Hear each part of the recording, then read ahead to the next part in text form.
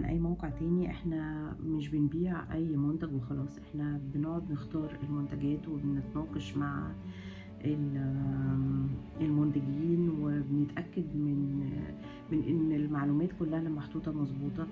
مش عايزة اقول اسماء بلاتفورمز تانية. هو معتمد على اللي بيدفع الممبرشيب، بيدخلوا ايا كان معلومة دي، بيعتمد على انه ممضي. احنا بنمضي الناس كلها ان المعلومات هم اللي مسؤولين عنها، لكن احنا مش بنعتمد على ده بس او بنقف عنده، لا احنا بنتأكد بنفسنا، لانه يعني احنا بنبني سمعة للبلاتفورم، ان كل الناس اللي موجودة عليها هي ناس موثوق فيها.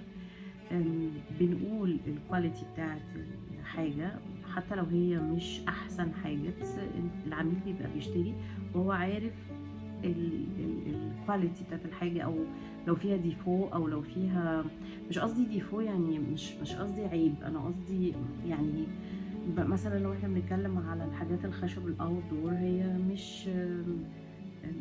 مش بتبقى، هي بتبقى متقطعة بالإيد، مش بمكن، مش يعني هي بتبقى الصور باينة يعني، بس هي بتستحمل ال... بتستحمل الرطوبة، بتستحمل الشمس، يعني وتمنها، يعني تمنها مناسب جدا يعني. فما عندناش غش، ما عندناش حد بيلعب بالأسعار.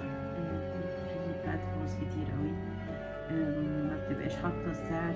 في طبعا المحترمين بيبقوا حاطين سعر، في مش بيبقوا حاطين السعر أساسا، بيسعر بناء على يعني اللي هو بيقولك هنبعت لك في المسج، يعني في المسج أو في الماسنجر، أو ابعت لنا الواتساب نبعت لك عليه. لا احنا كل حاجة واضحة، لو في بروموشنز بتبقى موجودة، لو عندنا لو حاجة هتعمل عليها مزاد